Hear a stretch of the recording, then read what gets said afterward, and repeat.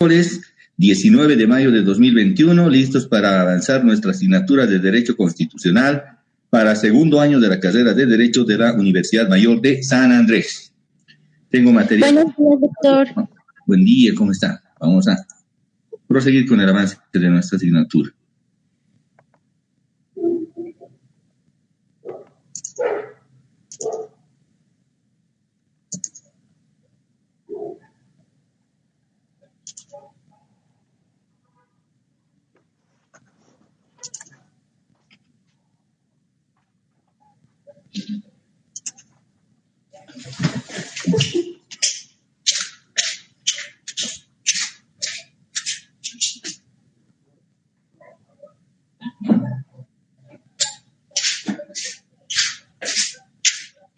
Bien, ¿se ve la diapositiva? Una aclaración, por favor. ¿Comprendido? Sí, doctor, se ve la diapositiva.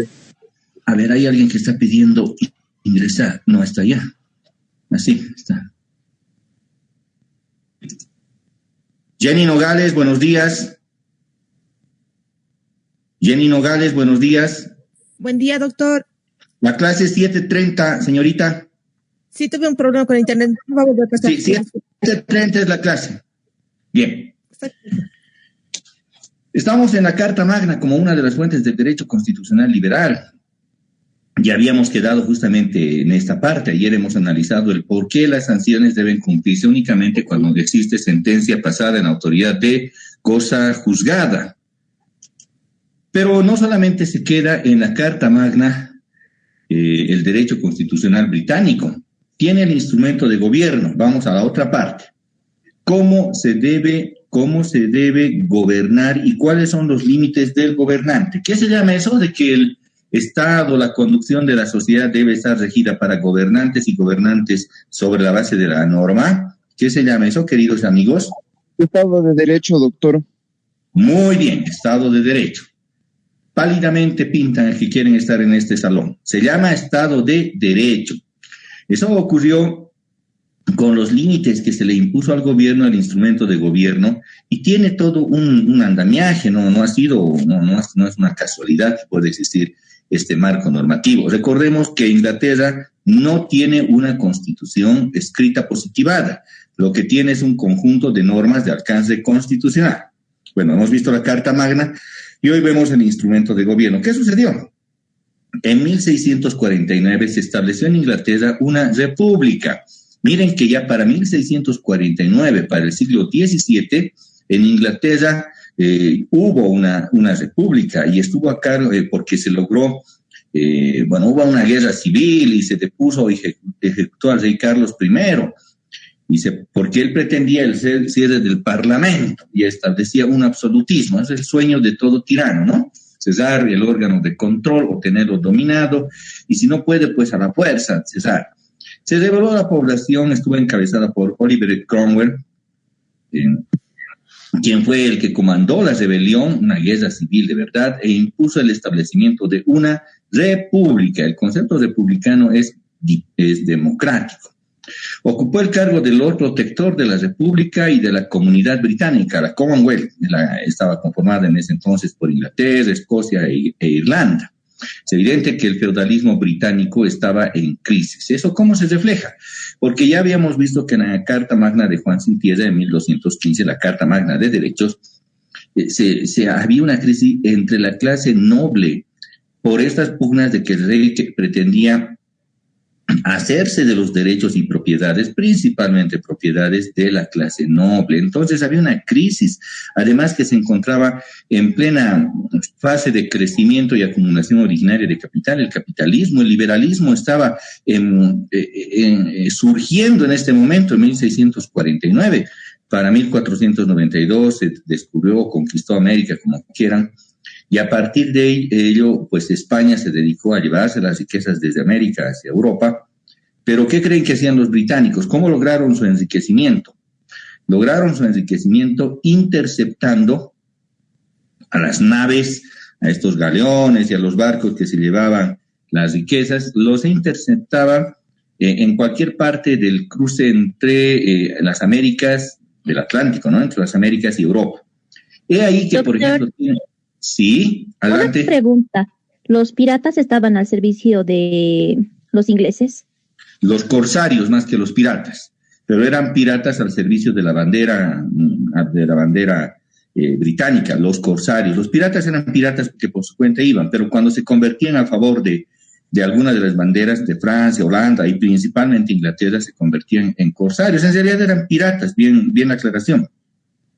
Y estos piratas, pues, estaban ubicados, como notarán si vemos un mapa mundi, o nos imaginamos en este momento, tenemos las Américas y Europa. Y bueno, las naves, ¿de dónde partían? Es lo primero que hay que preguntarse, ¿de dónde partían? Pues partían de diferentes puertos, desde Veracruz, por ejemplo, en el caso de México. Y en el caso de Sudamérica tenían varios puertos de partida, pero principalmente era Cartagena de Indias, uno de ellos en Colombia, y el otro posteriormente en Buenos Aires. También partían desde el Callao, en Lima, pero claro, tenían que llegar hasta Panamá y cruzar el canal. No había canal, el canal recién se construyó en el siglo XX, entonces, ¿cómo le hacían? Pues ese denominado estrecho de Panamá, se llamaba la Angostura de Panamá, la cruzaban, toda esa carga era cruzada, esa carga era la que se cruzaba a lomo de bestia.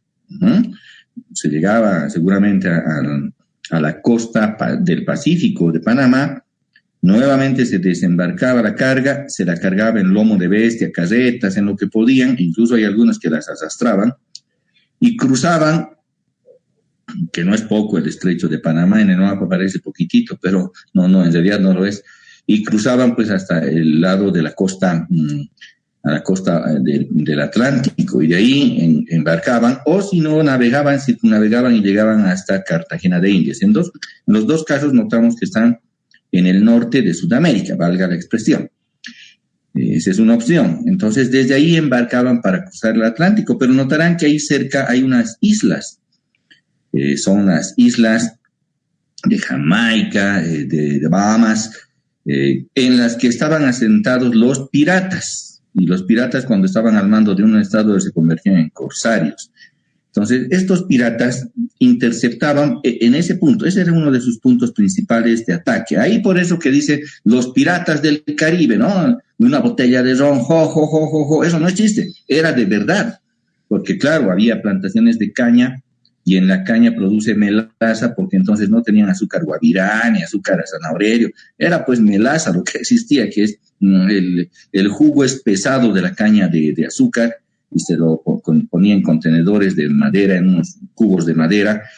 No había otro tipo de envases y eso es lo que se exportaba. Y claro, el residual, el líquido, entenderán que en realidad el alcohol es azúcar. Para los diabéticos, las personas con diabetes entienden que tomar alcohol es muy peligroso porque en realidad el alcohol es azúcar. Y el ron, particularmente, que era el residual de la caña de azúcar, pues se lo bebían, tenían raciones para viaje. Claro, no debe ser muy divertido ir en alta mar y con semejantes tormentas que pueden existir, no debe ser muy divertido ir sin algún tipo de, no sé, no habían pastillas, no tenían WhatsApp, no se divertían, lo único que tenían que ver son las tremendas olas y que trataban de hundir a la nave, entonces consumían alcohol, consumían ron. Ese era uno de los puntos en que se asaltaba la mercadería y por eso iban los barcos rodeados de los galeones. Diferencia, los barcos eran de carga, en realidad son buques de carga, y los galeones eran los que contenían armamento. Entonces, en estos convoyes que existen, los buques normalmente van rodeadas las naves por estas escuadras de defensores. Los galeones se ocupaban de la defensa, pero pese a ello, pues los piratas se daban modos para hacerse de la mercadería, hundir a los galeones, llevársela a los barcos. Es un dato muy particular que este pirata, Francis Drake, ya en el siglo XVIII inclusive, sí, casi en el siglo XIX, estaba llevándose mercadería para ese lugar. Se estaba llevando mercadería y se llevó un barco. Hasta que llegó a Inglaterra, él era buscado por delitos. No olviden que los piratas eran pues asaltantes de mar. Era buscado por delitos en la corona británica, pero llegó con su barco. Llegó hasta Puerto Británico, hasta uno de los varios puertos británicos que se tiene, y entregó la carga a las autoridades, a las autoridades de ese momento. Estoy en clases, por favor, después le hablo. Mil disculpas, tenía una llamada desde Cochabamba. Pero bueno, teníamos, entonces, lleva la carga y la evalúan. El valor actualizado al presente es similar a 12.000 millones de dólares. Esa actualización ha sido hecha para el año 2002. 12.000 millones de dólares. A ver, ¿cuál es el PIB de Bolivia? ¿Alguien sabe? El 2018 fue 40.000 millones de dólares, doctor. Está bien, 40.000 millones de dólares. Estamos hablando que este sujeto se llevó 12.000 millones de dólares, más de la cuarta parte del PIB boliviano, vale decir, más de la cuarta parte de la riqueza. ¿Alguien sabe cuántos son las reservas internacionales netas en este momento en Bolivia? ¿Un promedio de cómo están las reservas internacionales netas? No es obligación, pero tal vez alguien tiene referencialmente. Estamos redondeando, los 4.000 millones de dólares en este momento. Hemos reducido drásticamente del 2015 al presente, solamente tenemos alrededor de 4.000 millones de dólares de las reservas internacionales netas de toda Bolivia. Tripliquen eso y eso es lo que se ha llevado un solo barco. Y se sabe el dato porque entre los años 90 y el año 2005 inclusive, se sustanció una demanda internacional interpuesta por España contra Perú, al revés, de Perú contra España a nivel de demanda ante una corte norteamericana por otro galeón que ha sido, como producto de la tormenta, había sido hundido, había estado en aguas de Miami, que para entonces era dominio español. Entonces estaba hundido el barco por producto de la tormenta, muy próximas, estaba en realidad a 2 kilómetros del puerto más próximo para ese entonces. Se hundió, desapareció, pero bueno, con el tiempo estos investigadores dieron con la nave y encontraron que era similar a la carga que estaba llevando el Cagafuego. El Cagafuego se llamaba el barco que se llamó el Francis Drake y que además le significó que le declaren almirante de la flota británica y le den un título nobiliario. Lord. Se convirtió de pirata en ser Lord. Pero bueno, en este otro caso, en la demanda que interpuso Perú contra España. Como se encontró el tesoro por la norma norteamericana, quien descubre un tesoro tiene la mitad del valor del tesoro. Imagínense lo que han ganado estos investigadores, los que han dado con el barco. Pero bueno, la otra mitad habría que entregar a alguien. ¿Quién era el propietario de esa carga?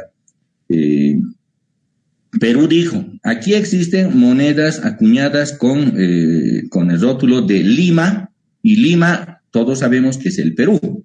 Indica además claramente Lima 1600 y tantos. No estoy muy seguro del dato, no he hecho seguimiento de esa demanda en las particularidades.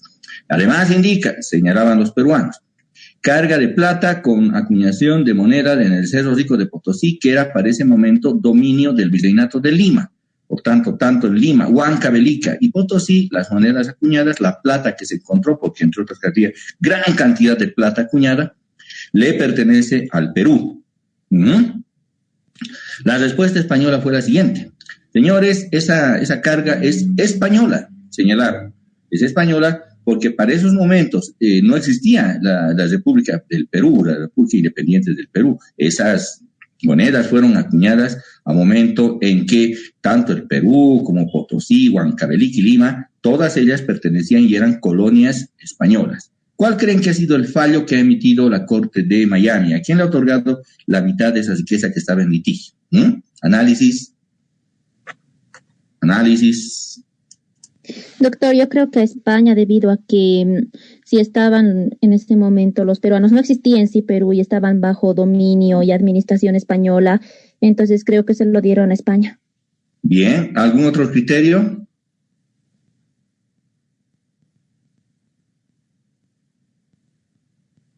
¿Por qué Bolivia no podía interponer una demanda ahí, una tercería? ¿Acaso no estamos hablando de Potosí?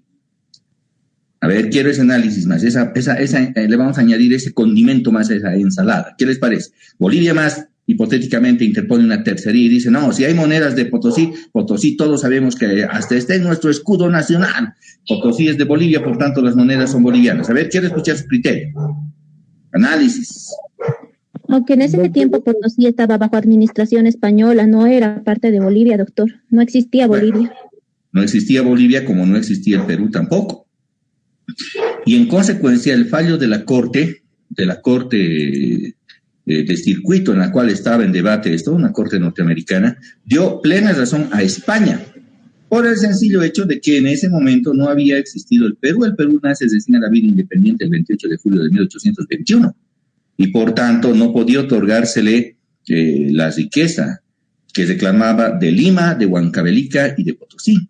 De hecho, Bolivia no intervino en ese proceso por negligencia, pero si lo hubiéramos hecho igual, el resultado hubiera sido más o menos el mismo. De todos modos, la Corte norteamericana, si bien hizo la entrega del derecho de esa riqueza a España, también determinó que algunas monedas acuñadas en Huancavelica, acuñadas en Lima y acuñadas principalmente en Potosí, algunas de ellas sean remitidas al lugar de su origen, pero simplemente con carácter de muestra e historia. Y ustedes pueden encontrar las mismas exponiéndose, exhibiéndose estas monedas en la Casa de Moneda de Potosí. Tal vez alguno de ustedes es potosino y cuando ingresamos a la Casa de Moneda de Potosí, vamos a encontrar, dice, monedas encontradas del litigio entre Perú y España, y uno no entiende, ¿no? ¿De qué será? Claro, uno que no está empapado en el derecho no entiende de qué se trata.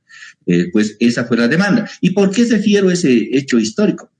Porque notarán que ya las cortes internacionales señalan que los derechos de los estados surgen desde su propia existencia.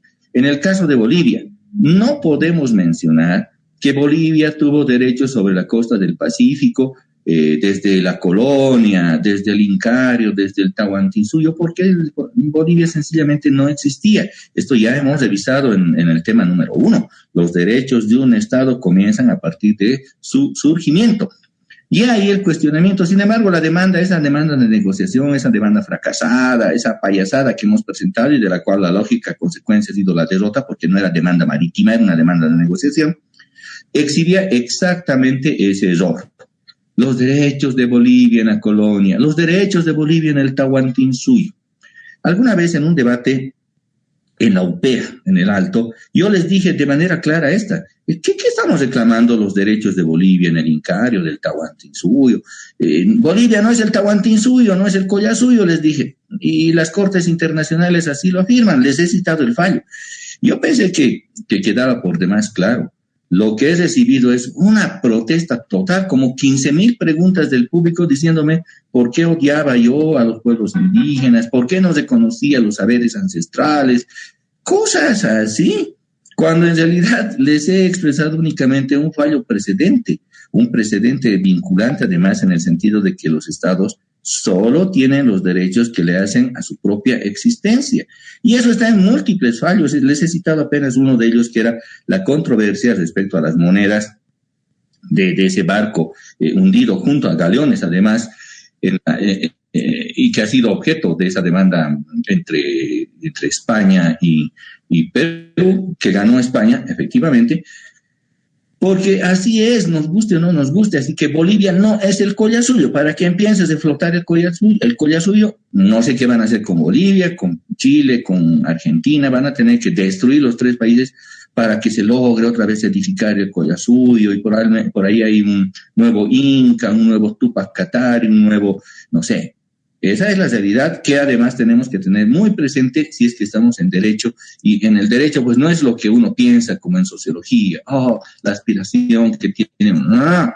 En el derecho son así, las normas son frías definitivamente, pero como notarán, estos conceptos vienen desde remota época. Estamos hablando del instrumento de gobierno. Había existido en consecuencia una acumulación originaria de capital que se llevó gran riqueza hacia Inglaterra. Se debe entender además que la generación de la República de Inglaterra como un elemento resalta la pérdida del dominio absoluto de la corona y preeminencia del Parlamento. Había una pugna política interna entre la corona y el Parlamento.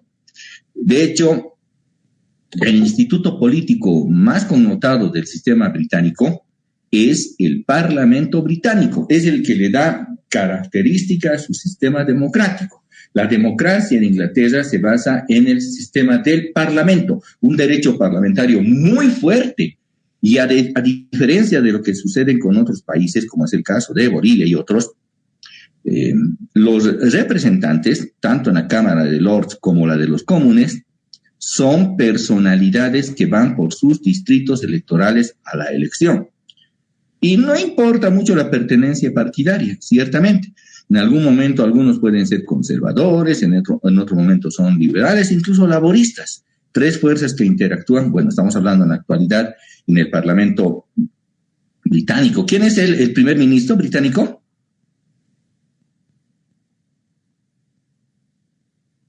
Hola, hola, general. Perdón, ¿qué me estás respondiendo? ¿Me está preguntando? No, ahora mismo le pregunto, doctor, es Boris... Me pregunta. No, es Boris, y se me fue Johnson. el apellido, doctor. Johnson. Johnson. Bien, gracias por la aclaración. Tenemos que estar al tanto, nosotros somos estudiantes de Derecho Constitucional y tenemos que estar al tanto de estas cuestiones. El sistema parlamentario británico es medular. Y notarán que esta revolución republicana justamente existió porque el rey Carlos I quiso pues cesar el Parlamento, el instituto democrático por excelencia británico. Y eso no puede suceder. Inclusive en nuestro caso, el año pasado, escuchaba el 22 de enero, para esas fechas que se pretendía, hay que cesar el Parlamento porque ya ha cumplido su mandato. Bueno, y así manda la Constitución. Bueno, ¿y qué hacemos con el Ejecutivo? También habría que cesar. Estábamos en el gobierno de Áñez, pero estábamos también en el gobierno del parlamentario del MAS, donde tenían 2/3. ¿Qué hacemos? Bueno, ¿cuál es lo más importante? Hay un precepto expreso de la Constitución que señalaba que debe cumplirse 5 años en el mandato. Y ese mandato comenzó el 22 de enero del 2015. ¿Cuándo vencía? 15 más 5, 20. Vencía el 22 de enero del 2020, pero ¿cómo entregaron el gobierno recién en noviembre del 2020? Se excedieron como 11 meses, 10 meses y algo más en su gestión. Se violó la Constitución, nos vamos a crucificar, ahora sí, guerra civil. Eso sí merecía, ¿no? No por un distintivo, pero este tema sí era complejo. ¿Por qué permaneció vigente el Parlamento boliviano, la Asamblea Legislativa Boliviana, el 22 de enero de 2020? ¿Cuál fue el motivo para que siga vigente? Sí, el punto de vista constitucional, que muchos dicen, la Constitución ni nos dice que se debe cumplir, Hans Kelsen dice que nos debemos sacar el corazón si se vulnera la razón lógica y la teoría pura del derecho. ¿Por qué siguió vigente? Porque la realidad es que siguió vigente el Parlamento. ¿Cuál creen que ha sido el motivo? Paz social, doctor, y mantener el Estado de Derecho también. No puede haber Estado de Derecho si el poder recae en un solo de los órganos, doctor. Bien, esa es la respuesta correcta. Tiene que haber paz social, independientemente del cumplimiento de la normativa. Lo que más nos debe llevar es a la paz social, porque al final, ¿quién es el soberano último? ¿Quién es el que define quién es la soberanía? El pueblo. Y si el pueblo quiere que su parlamento no se esté peleando, ni hayan guerras civiles, ni los que querían hacer volar la planta del alto queden impunes y cosas así, el pueblo quería paz. Y si hay un precepto de la Constitución, pues nos lo pasamos. ¿Cuál es el problema? ¿Qué tanto lío se hacen los teóricos de los antiguos astronautas cuando indican que debe, tiene que cumplirse, no, y hacen sus teorías medio alocadas en el sentido de que no ha sido vulnerado? Paz social. Prorrogar al Parlamento significa prorrogar al Ejecutivo. Hasta ahí se entiende que hubo paz social. Igual que estas cosas que vienen aquí de reinventarse la historia están contra la paz social y no creo que vayan a tener un final feliz. Pero volvamos a nuestro tema británico. Quisieron cesar el Parlamento. El rey quiso cesar el Parlamento, tuvo que afrontar una verdadera guerra civil. Cromwell se estableció en el gobierno, estableció el instrumento de gobierno, además, en 1653, ya en vigencia de la República, se aprobó el instrumento de gobierno. se reconoce como única autoridad al Parlamento y a sus representantes, además, entre ellos al presidente del Parlamento, que se le convierte con el título de Lord Protector de la Commonwealth. Además, las funciones del Lord Protector se ejercían conjuntamente un gabinete, un consejo. Hasta ahora, el sistema británico tiene un primer ministro. Ahí surge y se mantiene, se ratifica el concepto democrático parlamentario británico. Las actuaciones de la milicia en el mar y en tierra se efectuarán con aprobación del Parlamento.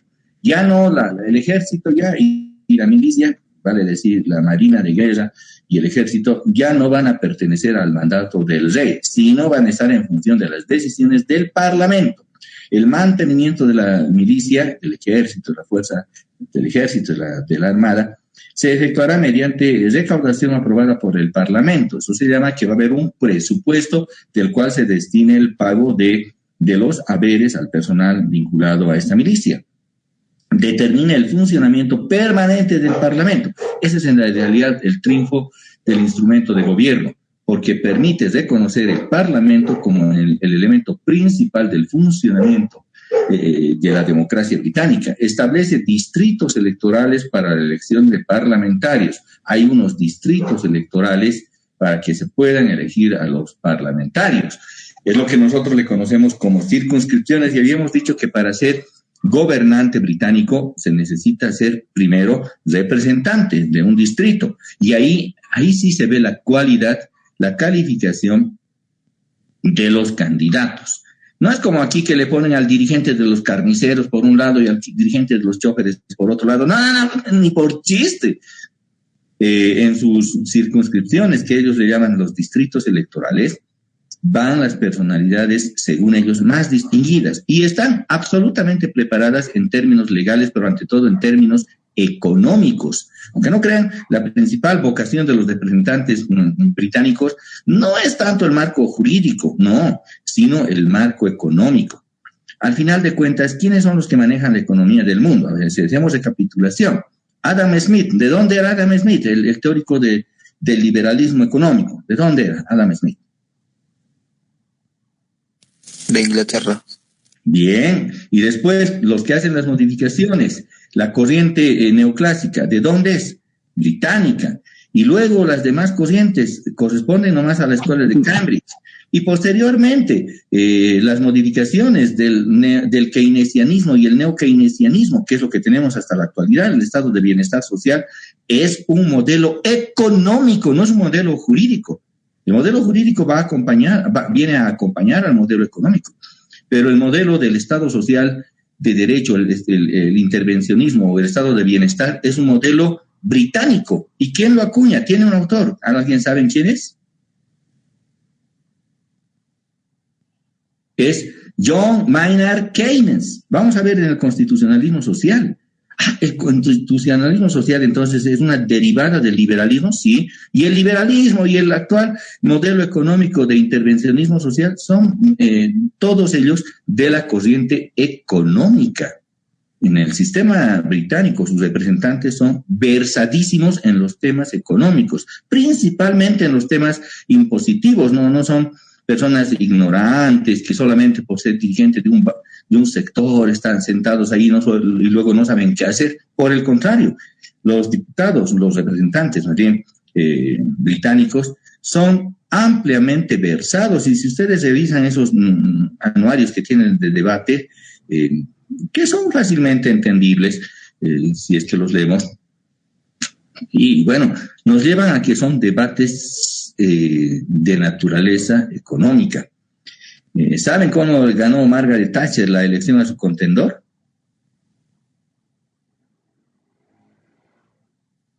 Con temas estrictamente económicos dentro del Parlamento, porque en el Parlamento se produjo una crisis, tuvieron que renovar el gabinete ministerial y tenían que elegir a alguien.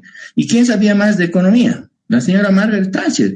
Un discurso muy importante que le hizo a su contendor en ese momento dentro del Parlamento, y los debates definitivamente tienen una raíz económica, obviamente acompañadas por el marco normativo, pero no deja de tener un fundamento estrictamente económico con debate jurídico. Normalmente los diputados son de esa formación. En Bolivia, ¿cuántos tendremos de ellos? Yo puedo decir que no llegamos al 5% de los que tienen versación económica y jurídica en nuestro Parlamento. Esa es nuestra debilidad. Por eso es que no podemos avanzar, porque no colocamos en el lugar que corresponde a la persona que corresponde. Esa es nuestra debilidad. Yo le felicito al Strong anoche, en los primeros minutos, era una máquina aplanadora. Yo creo que sí, porque he visto unos minutos iniciales antes de la clase, yo creo que si se convertían unos 3 o 4 goles al momento inicial, estaba bien. ¿Por qué? Porque tenían a la persona idónea en el momento y en el puesto idóneo. Pero si hubieran puesto otros como ponen al Bolívar le pone a Sadiku y esos otros, pues no hubieran convertido, no hubieran convertido ningún gol. Entonces, y del Bolívar, por si acaso, cada puesto tiene que tener a la persona idónea para que funcione bien. Anoche lo tuvo el Stronger teniendo 2 9 además. Y en el caso del Parlamento boliviano, ¿estarán realmente ubicados nuestros parlamentarios en lo que tienen que hacer? ¿Saben qué es lo que tienen que hacer? ¿Sabe esa señorita que está de presidente de la ONU qué tiene que hacer? Sinceramente, ¿sabemos eso? Ese es un gran problema que tenemos los bolivianos y sin embargo los británicos lo han solucionado en 1653, dando la opción de que en la elección de los distritos electorales estén las mejores personalidades del distrito electoral. Y ahí que tienen pues grandes personas que ocupan las políticas públicas, no guiados por ideología absoluta. No les interesa la ideología. Como les digo, en un momento pueden ser ellos mismos liberales, en otro momento conservadores, en otro momento inclusive pueden ser laboristas. Eso no define absolutamente nada, no es como aquí, ha ganado la izquierda, ha ganado la derecha, no les interesa mucho. Lo que les interesa a ellos es conducir adecuadamente a su sociedad, que tengan equilibrio económico y crecimiento y que tengan bienestar. ¿Qué les parece? No les interesan las peleas ideológicas, les interesa la pragmaticidad, es decir, la realidad y el beneficio que se puede obtener a favor de la sociedad. Ese es el punto definitivo de diferencia entre un sistema británico-norteamericano con el otro sistema que tenemos nosotros derivado del sistema español, que es el sistema parlamentario de arrastre, se llama así. ¿Por qué es de arrastre? Porque tras del candidato a presidente viene el conjunto de estas personas, que claro, votan por un candidato a presidente y de pronto aparecen unas personas sentadas ahí en las bancas electorales, como diputados o senadores. Cuando se les pregunta específicamente sus funciones, no saben o no responden porque no conocen, o hasta se enojan cuando se les pregunta qué es lo que tienen que hacer, cuál es el tratamiento de esta ley. Y por eso nuestras leyes son las que les había referido. Y justo se cumple, ¿no? Se declara la morenada como patrimonio cultural de Bolivia. Se declara la Yagua con Quirquiña de Capinota como así son las leyes, no las leyes de fondo que debieran estarse así. Pero bien, volvamos al sistema parlamentario británico. Las personas a ser elegidas para el Parlamento deben contar con integridad conocida y además la edad mínima es de 21 años. Eso es nominal únicamente. Se establece que el Poder Legislativo esté a cargo del Parlamento británico. Se establece además un procedimiento legislativo en el proyecto de ley para que sea puesto a consideración previa de su tratamiento del Lord Protector y del Parlamento, porque hasta ese entonces no se tenía claro cuál va a ser el procedimiento de elaboración de las leyes. En el caso de la Constitución de Bolivia, los artículos 162 a 164 establecen cuál es el procedimiento de elaboración de las leyes. Nosotros ya tenemos una reglamentación, pero notarán que esto viene ¿de dónde? Del constitucionalismo liberal clásico. Entonces, ¿de dónde sale que la Constitución ha creado un nuevo Estado, un nuevo modelo de constitucionalismo que se debe exportar al mundo? Diría su ex ministro de Justicia, su ex procurador, se debe exportar, cuando había sido copia íntegra gran parte copia del constitucionalismo británico, del constitucionalismo liberal, notarán. En cuanto a las tierras, una vez dispuestas por el Lord Protector, podrán ser enajenadas, pero siempre con autorización del Parlamento. El Parlamento es el que define. Se establece un procedimiento de sucesión para en cuanto fallezca el Lord Protector. También tenemos nosotros el procedimiento de sucesión presidencial. También había derivado este instituto de allá. Y se declara a Oliver Cromwell como supremo protector de la República. Pero la República Británica duró lo que duró la vida de Oliver Cromwell. Muerto él, se destituyó nomás la corona, pero coexistiendo con el Parlamento. Desde ese momento existe entonces la monarquía parlamentaria en los sistemas europeos, que viven hasta el presente porque tienen una reina. Nominalmente tienen una reina, una señora de avanzada edad, tienen su reina, tienen una corte y cada vez escuchamos o nos enteramos de los escandaletes que tiene, ¿no? Que se casó con tal, que tuvo un tal hijito, que el otro estaba cazando leones, creo que es ahí también, o en el caso de España, no sé. Esos escandaletes que nos tienen acostumbrados. Pero la definición política a cargo de quién está? Del Parlamento. Y hemos hablado entonces que había una carta magna de derechos para la nobleza, que hubo un instrumento de gobierno que es en realidad la manifestación de la democracia parlamentaria británica, pero queda ausente todavía qué derechos tiene el pueblo. En 1689 se estableció el Bill de Derechos, que es un conjunto de derechos que le pertenece a la población. Ahora sí, ya están en los derechos del pueblo. Después de una guerra civil desatada en 1688, de una crisis en la sucesión hereditaria entre Jacobo II y Guillermo de Orange,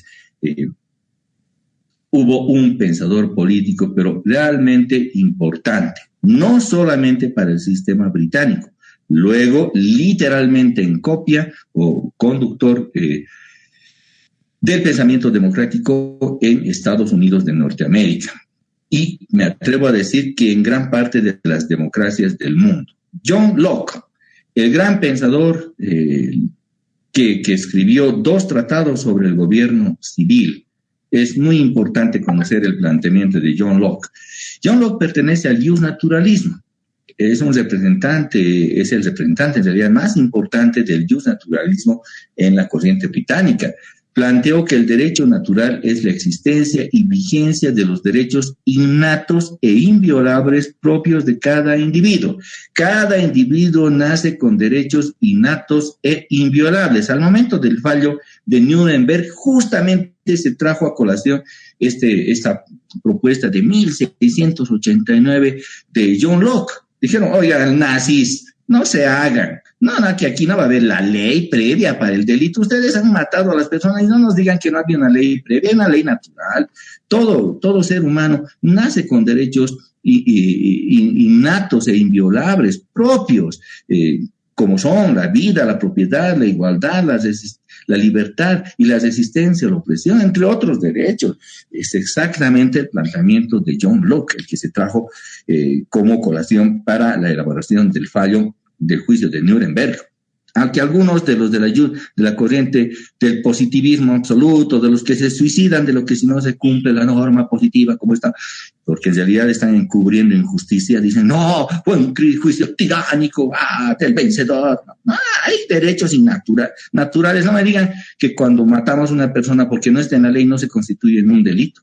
Obviamente que hay delitos, y si no estuviera normado, pues está atentándose contra normas inclusive de existencia humana. Ahí la Declaración Universal de los Derechos Humanos, que destaca positiva, transforma en norma en 1948 estos, porque hasta ese momento eran derechos justnaturalistas no establecidos en norma. Ahora sí están positivados, y eso incluso indica nuestra normativa que van a ser progresivos. ¿En qué artículo está esto de la progresividad de los derechos no enunciados?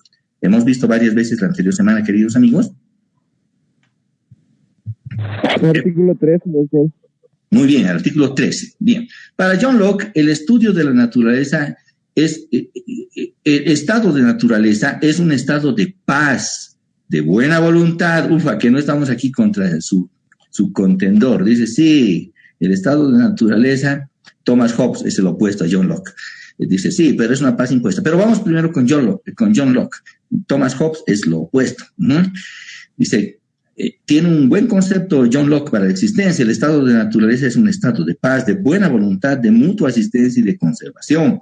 Además, pregona que la ley natural proporciona un sistema completo de derechos y deberes del hombre. ¡Cierto! No necesitas que esté positivado para saber qué es lo justo. O necesitamos que esté en la norma siempre para saber qué es lo justo. Si un sujeto ha violado a una niña, no vamos a decir, pero la policía no le tomó sus huellas en ese momento, por tanto, nulidad y libertad plena, y mejor un diploma al violador. ¿Vamos a hacer eso? A ver, la justicia está sobre el derecho está sobre la justicia. ¿Cuál tiene que imperar? Obviamente que la premisa mayor va a ser la justicia. Y no esos recovecos que buscan los abogados en general para tratar de eludir el cumplimiento de la justicia. Muchas veces el derecho no va a establecer todo ello. Por eso que eso de decir yo defiendo la ley no significa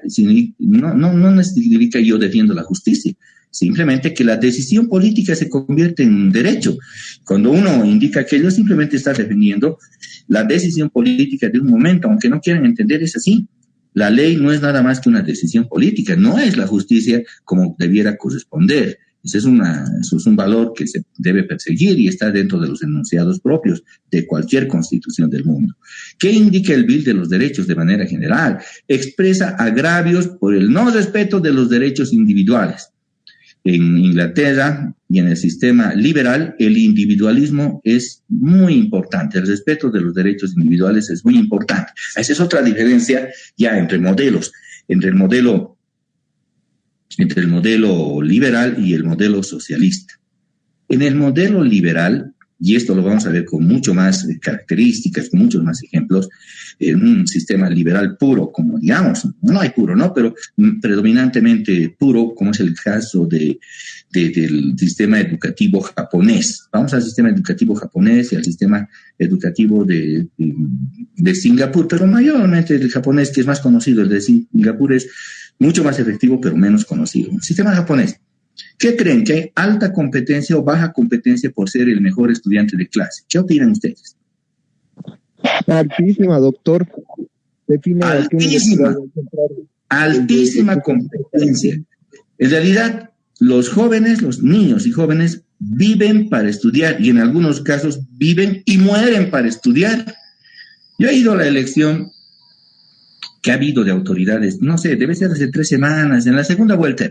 Bueno, estaba destinado en una mesa electoral y escuchaba las opiniones de unos jóvenes que se me aproximaron. Entonces, me preguntaron que eran delegados de alguna de las fuerzas, no voy a decir cuál, estaban terciando. Me dicen, ¿quién es usted? Y yo les digo, me identifico. Me dice, yo estoy en 5º año. Y la otra señorita me dice, yo estoy en 4º año. Qué bien. ¿Y qué referencia han tenido? ¿Saben constitucionales? Digo, sí, hemos aprobado con tal docente, me dan su nombre, que tampoco le voy a decir. Sí, les digo, yo cuando enseño soy un tanto exigente. Y una de ellas, pues se le salió, digo, sí, usted es muy maldito, dice. Yo maldito, ¿y por qué? Reflexiono a mis interiores, claro, sin responder a las señoritas. ¿Yo maldito? ¿Por enseñar a los jóvenes? ¿Por exigir yo maldito? Pero ella dijo, sí, maldito. Y lo dijo claro, por el concepto que se tiene muy diferente de que con otros profesores, entiendo, de que la asignatura se resume a dar unas breves charlas, alguna explicación de alguna de las acciones, un trabajo en grupo.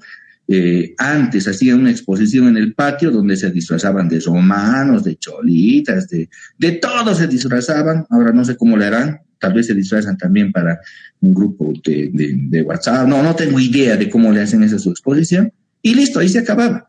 Resultado final, probablemente hayan aprobado la asignatura, pero cuando nos vemos en cancha, y no les hablo del examen de grado, donde casi todos reprueban por haber sido formados o mal formados.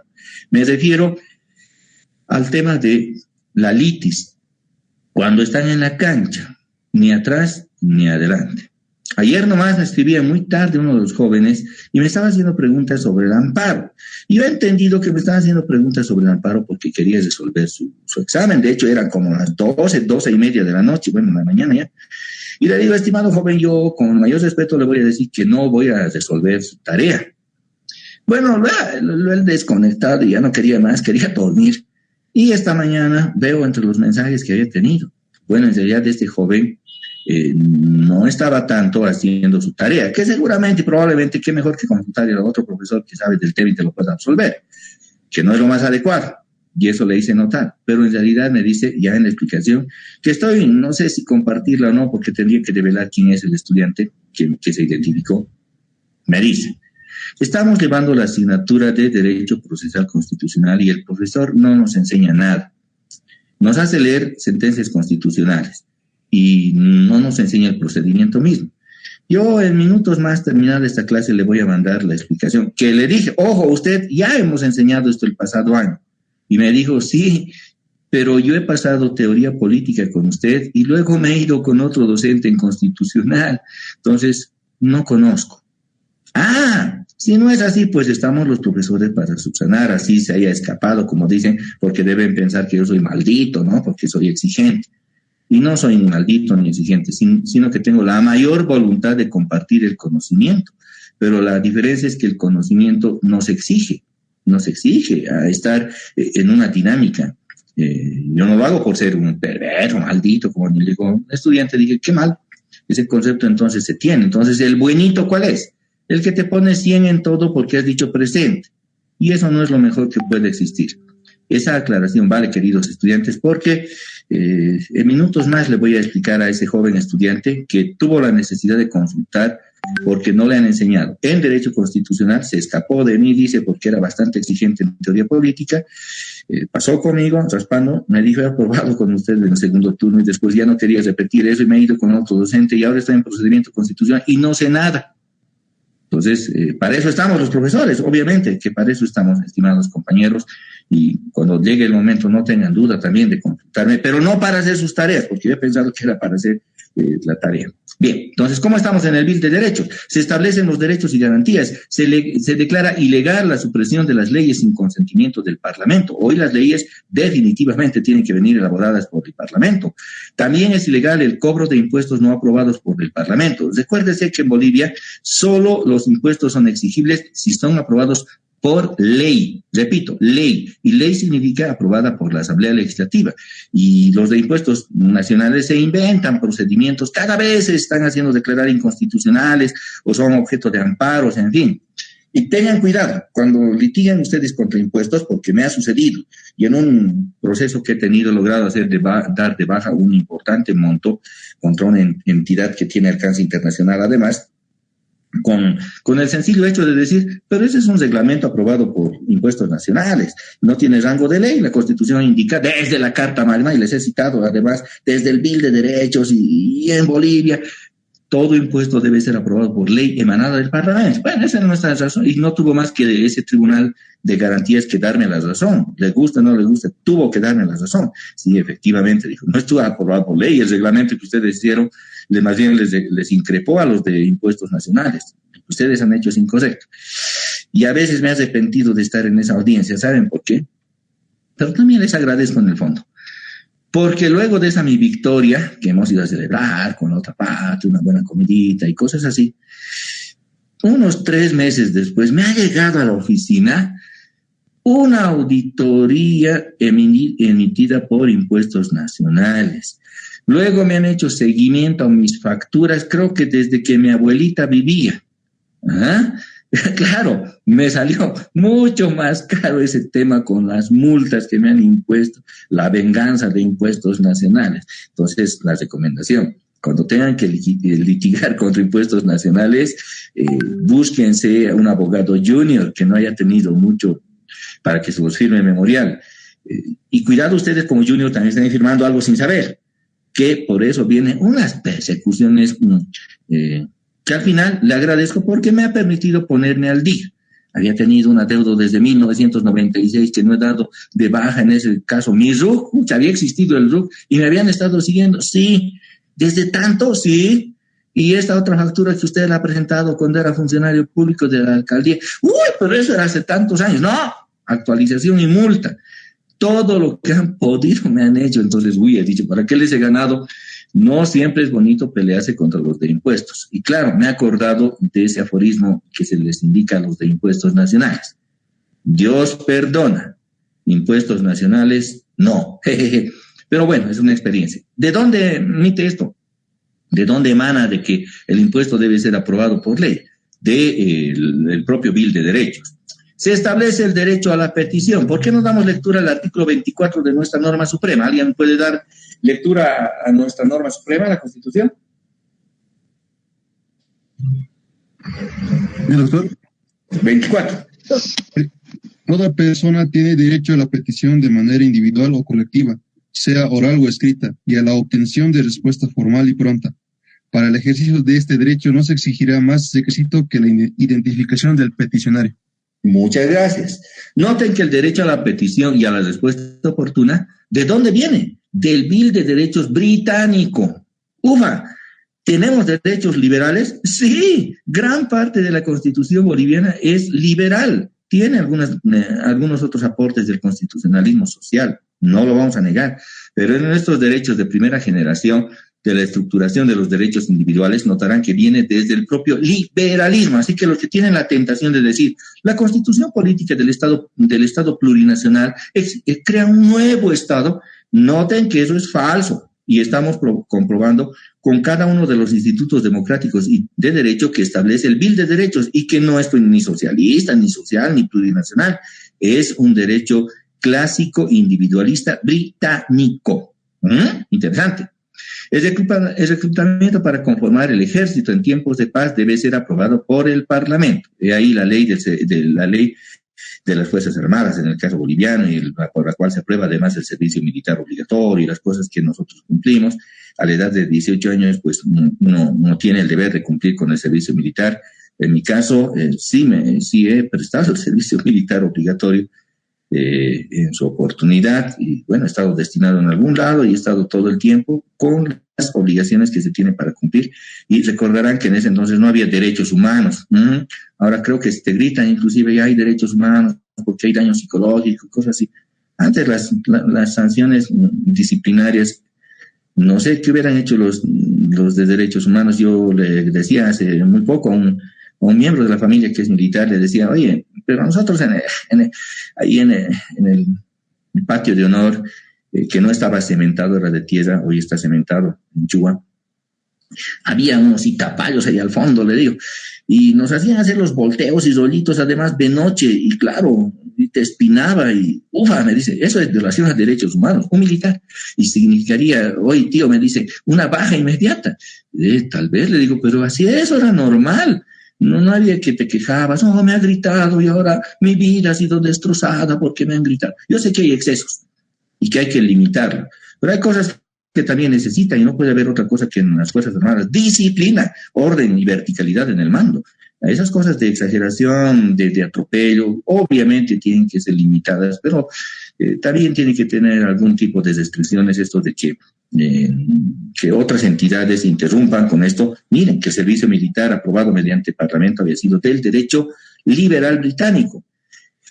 Es derecho, además de todo súbdito, poseer armas para su defensa. En Bolivia eso no es derecho, más bien está prohibido o está reglamentado. La ley de armas prohíbe a todo boliviano tener un arma, no sé, yo tengo aquí en mi casa mi escopeta, y más allá mi cañón, y más arriba mi SIG 510. ¿Por qué me refiero a la SIG 510? Porque en el sistema suizo, y noten que la SIG es un arma suiza, uno tiene el derecho a que el Estado le dote su arma cuando cumple cierta edad y cumple con ciertos deberes. Sí. En Suiza cada uno en su casa tiene cuando menos un arma automática, un arma larga automática, que es la C-510, la que se dota normalmente, que es un arma muy fuerte. Y significa que Suiza, si bien no tiene un ejército estable, en el momento en que hace maniobras, todo el pueblo es su ejército. Me llamó la atención alguna vez mucha que una secretaria de una repartición internacional que era de nacionalidad suiza, ella, que hablaba además muy bien el español, nos decía a mí, cuando estábamos, nos decía, no voy a estar las siguientes semanas desde el jueves porque nos tocan maniobras militares. Claro, las maniobras militares la veo muy elegante aquí a la señora. Imposible pensar que la señora había sabido manejar tanques, así, tanques. Y uno le pregunta, ¿y cuál es el arma que manejas? Uno pensando que iba a ser auxiliar de enfermería la señora, o tal vez, no sé, alguna otra función secundaria. No, yo conduzco tanques, Entonces sí, realmente Suiza tiene un propio ejército, y ella ya nos informó también, sí, cuando cumplimos la primera fase de nuestro servicio militar, que todo el pueblo lo hace, nos otorgan, y cada uno tiene su C-510 en casa. Eso es tener, no sé, como una botella de refresco, una botella de whisky, una guitarra, tener tu C-510, y uno dice, wow, si en Bolivia cada uno tuviera su C-510, ya nos hubiéramos hecho una guerra civil. Mejor nomás que esté prohibido en el caso boliviano. Imagínense algunas personas que van gritando ahí guerra civil, que vengan con su armamento. Ufa, no, sería una locura. Las elecciones de los miembros del Parlamento debe ser libre, no debe ser entorpecida por el rey, básicamente, a eso se refería, ¿no? Tienen que ser limitadas por la actitud del rey. Solo el Parlamento puede juzgar hechos vinculados a la libertad de expresión y de discusión. A ver, en Bolivia se permite la libertad de expresión, ¿es un derecho o no es un derecho? Hola. Es un derecho. ¿Y alguien me puede decir en qué parte de la Constitución está establecido el derecho de la libertad de expresión de opinión? Señores estudiantes de Derecho Constitucional. Derecho y garantías, doctor. Derechos y garantías. Pero por eso lea pues el artículo.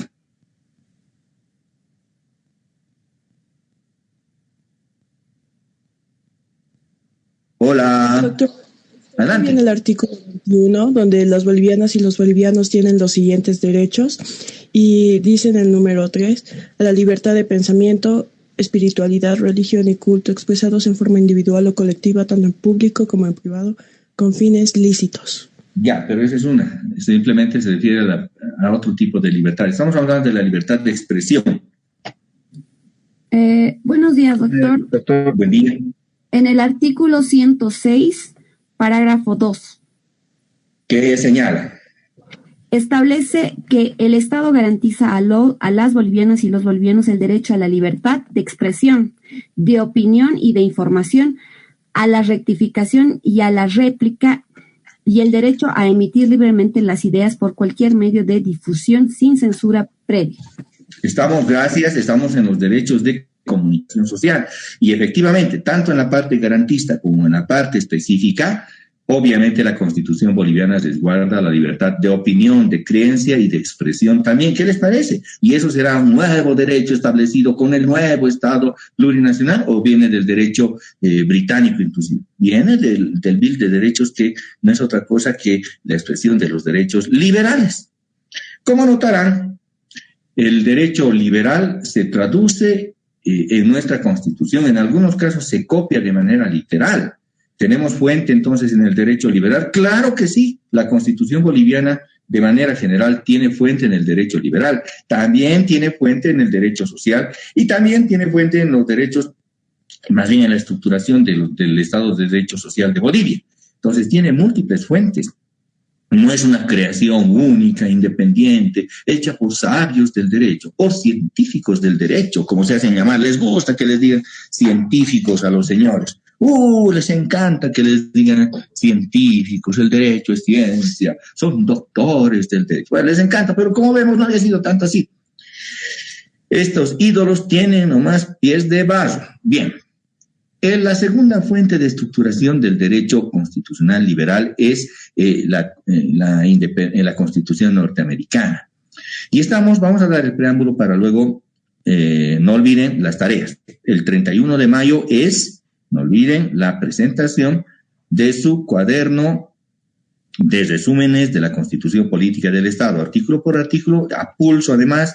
Un cuaderno simple el que tienen que tener, no necesito espiral, no necesito tape, nada. Es un cuaderno simple el que tienen que tener, ese que cuesta $3.50 había costado aquí en la tienda cercana. Ya le he preguntado por casualidad, bueno, ahí se pregunta que había costado así, supongo que en el centro debe estar igual.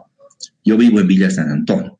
Entonces he preguntado a una tienda de barrio y me dijeron $3.50 cuesta el cuaderno. Inviertan, por favor, $3.50, que no es una fortuna, en hacer su resumen manual de la Constitución. Les va a servir, estimados amigos. Les va a servir, no es lo mismo que aprenderse de memoria algunos preceptos, o no es como en algún año hubo en la facultad, no sé si es unos 2 o 3 años, que los docentes del área hemos formulado preguntas de la Constitución, pero han comenzado a ocupar la dirección del prefacultativo los señores de ciencia política, que también son nuestros colegas, pero ellos tienen otra visión, y dijeron, no, la visión que tienen los de derechos constitucionales es exigente, y no tiene que ser así, y preguntaron lo que ellos consideraban, y más o menos preguntaban así. La edad para sufragar en Bolivia es, inciso A, a los 50 años, inciso B, a los 2 años, inciso C, a los 18 años, inciso F, ninguno, así. Entonces, obvia las respuestas, y les he ido con un sarcasmo porque aprobó como el 70% de ese examen. No me acuerdo si era el examen del prefacultativo. o el examen de ingreso, no sé cuál de ellos. De haber visto el examen, yo estaba muy enojado porque hemos hecho preguntas. ¿Para qué nos piden preguntas exigentes y luego ellos van a poner sus criterios? Debían preguntar de una vez. El color oficial de la bandera boliviana es rojo, amarillo y, café, azul y otro color que no corresponde. ¿Por qué hacen preguntas que no conocen? Ay, sí, nos hemos equivocado, teníamos otra visión. El resultado es que ingresó más del 70% aprobó ese examen, que no recuerdo si fue el examen de dispensación o el examen del prefacultativo. Y por eso noto alguna diferencia, alguna deficiencia en la exigencia del derecho constitucional, porque en este curso y en uno anterior y en otras asignaturas estoy notando esa deficiencia y dije que tal vez es el efecto de no haber exigido. Pero bueno, ¿qué pasó en Norteamérica? Recordemos que los españoles fueron los que llegaron a las tierras americanas en 1492. Por lo menos de manera formal eso se indica. Colón y sus amigos desembarcaron. En el siglo XVI, varios británicos y de otras nacionalidades europeas se fueron asentando en territorio de Norteamérica, en la parte de la costa atlántica. Claro, en la parte de la costa se fueron asentando en Norteamérica. En 1620, por ejemplo, se embarcan rumbo a la nueva tierra huyendo de las guerras religiosas. En Europa tenían guerras religiosas y tenían unos reyes tiránicos que exigían impuestos. Y entonces varios peregrinos se embarcaron en el Mayflower para cruzar el Atlántico y asentarse en Norteamérica, en las 13 colonias posteriormente denominadas así. Para 1621, a un año de haber llegado a estas tierras del norte, como no sabían cosechar, ni conocían el maíz, y la tierra era muy diferente a las tierras europeas, pues pasaron hambre, sí, pasaron escasez, muy grande escasez. ¿Y quién creen que les ayudaron a sobrevivir? Fueron los indígenas. Se compadecieron del hambre que tuvieron los migrantes, les dieron alimentos, compartieron con ellos, ambos compartieron, y por eso se tiene la celebración del Día de Acción de Gracias, por la abundante cosecha que esperaban tener, porque además estos indígenas les enseñaron cómo cultivar los productos propios de estos lugares. Nótense cómo les pagaron luego, ¿no? Como en los indios. No saben cómo les vamos a agradecer la ayuda que han tenido los norteamericanos. Desde 1621 viene ese agradecimiento, porque tuvieron ya a partir de ese entonces de pasar esa escasez tremenda que ha debido ser por no saber conocer el sembrado. Imagínense nosotros ir a un lugar que no conocemos y que tengamos que cosechar, vamos probablemente a pasar escasez, y bueno, si alguien se nos compadece y nos ayuda, pues tenemos que dar las gracias. Posteriormente, ante la prosperidad de estas tierras, porque ya sabiendo cosechar los productos o saber criar los nuevos animales que había en el lugar, o traer a estas ubérrimas tierras, porque se dieron cuenta que eran pues tierras magníficas para explotarlas, para tener un beneficio, fueron más migrantes europeos que se asentaron en Norteamérica, no necesariamente ingleses, también habían holandeses, alemanes, porque huían todos ellos de las guerras religiosas que habían. Se mataban literalmente entre católicos y protestantes, y huyeron a la parte de Norteamérica. Y eso es una parte muy, pero muy importante. El hecho de que los cuáqueros y los puritanos han migrado a tierras del norte, porque llevaron con ellos su cultura religiosa. ¿Alguno de ustedes ha visto la serie de la familia Ingalls, La Pequeña Casa en la Pradera? A los que todo les sale mal, doctor. Les sale mal, pero asisten a una iglesia. No me acuerdo cuál es el nombre del reverendo, y cantan, tienen himnos religiosos, no son católicos, himnos religiosos. Notarán que su iglesia es sencilla. Esa es una típica iglesia cuáquera o puritana. No sabemos identificar bien cuál es la religión a la que pertenecen los Ingalls y ese grupo además. No fue una iglesia opulenta, fue una iglesia más bien sencilla, en la que se pregonaba que el hombre debe gozar en la tierra del producto de su trabajo, porque la otra iglesia, la católica, era exactamente lo contrario. El Papa cobraba impuestos y además la iglesia era opulenta. Es la típica del catolicismo español. Por eso nuestras iglesias, cualquiera de ellas, tiene ese tipo de alegorías, entorches, dorados, las imágenes vienen enjolladas y cosas así.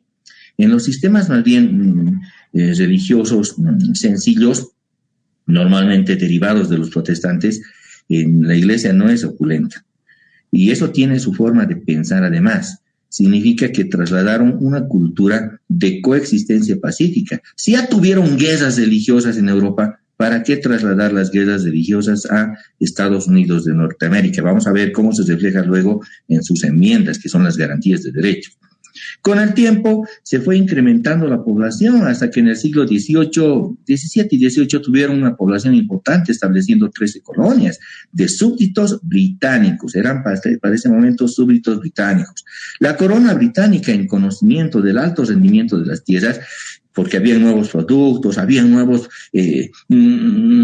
elementos los cuales se podía vender en Londres y en otras ciudades de Inglaterra, las autoridades decidieron tener un tratamiento diferenciado y positivo para los súbditos británicos de las 13 colonias. Les cobraban más por el papel sellado, más por el papel sellado, ¿sí? Más por el té, por el tabaco. Y claro, el algodón, el té, el tabaco, la melaza eran productos producidos pues en Estados Unidos, bueno, en las 13 colonias para ese momento, y los grababan, y entonces se dieron por aludidos, dijeron, nos están dando un trato discriminatorio. Y mandaron una comisión, nombraron a uno de los notables, a un inventor que vivía en las 13 colonias, Benjamin Franklin. Le dijeron, señor Franklin, usted represéntenos, por favor, vaya, dígale a la majestad y al parlamento que no nos pueden tratar diferentes, porque bien señala el Bill de Derechos que los impuestos deben estar establecidos por el parlamento, pero además tiene que tener trato igualitario para las personas.